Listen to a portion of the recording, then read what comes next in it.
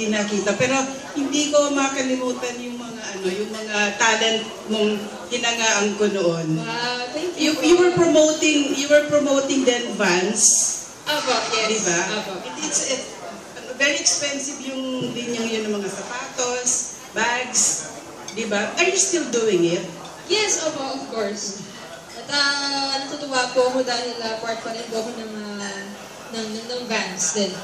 So, ayun po. Speaking of yung malapit na maging platinum yung album mo, parang gusto kong sariwain yung iba pang mga katangian mo, no?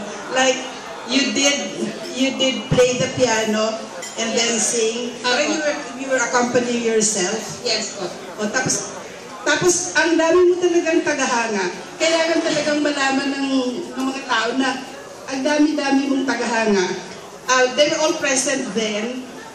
Hindi nga lang ako, hindi nga lang nababasa yung sa mga Twitter dahil computer illiterate ako. Kaya hindi ko nababasa yun. Inaamin ko naman. And then may isa pa akong naaala na sana ginagawa mo pa rin. Hindi ba, meron kang line ng clothing, yung t-shirts? Sa tima nila po. O, diba? Sa tima something.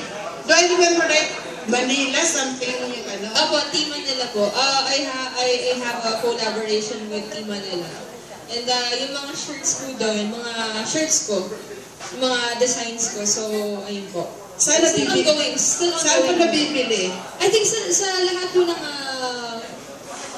sa SM. Sa SM din po. Meron po. I think sa Trinoma, meron din po Team Manila. So, ayun po.